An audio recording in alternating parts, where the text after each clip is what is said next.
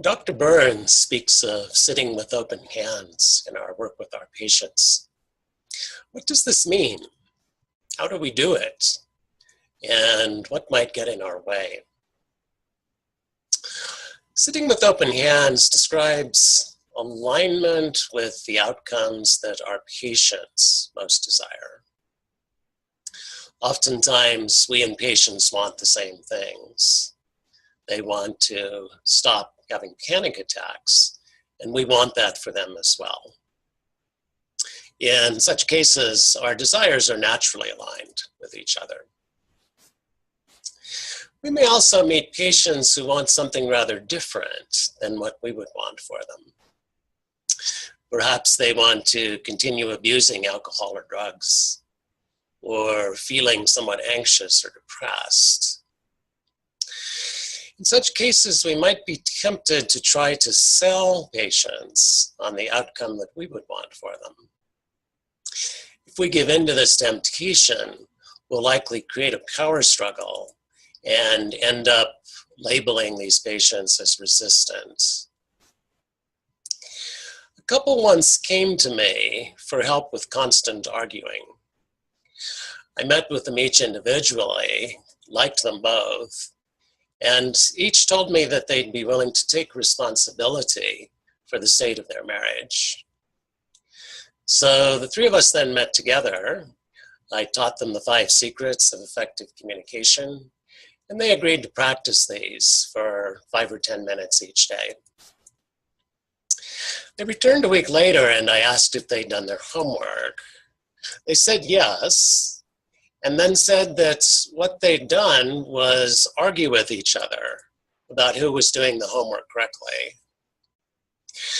A light bulb went on in my head, and I had them each complete a cost-benefit analysis on argument.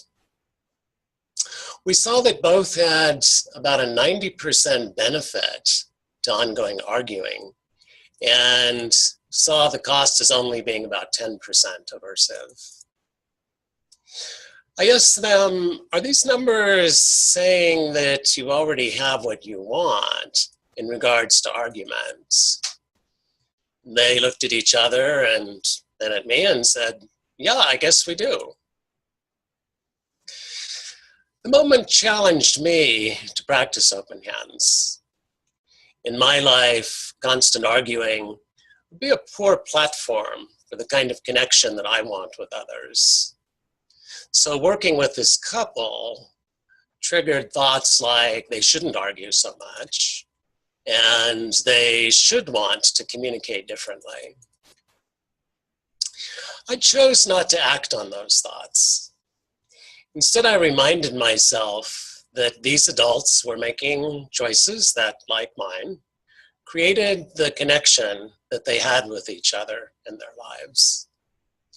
It would be as ridiculous for me to tell them that they should argue less as it would be for them to tell me I should argue more.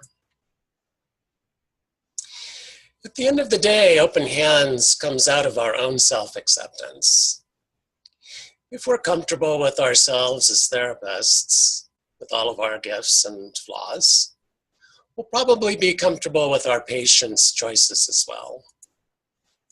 We may feel appropriate sadness at choices that they make, but at the very least, we'll appreciate the wisdom of those choices, the good things that those choices say about them as human beings, and simply be glad to stand shoulder to shoulder with them in the rank of our common humanity. Thank you for watching my video. I would love to hear your experiences of sitting with open hands or not sitting with open hands. I've certainly done my share of both. If you'd like to share those with me, you can do that through my website, www.danielminty.com.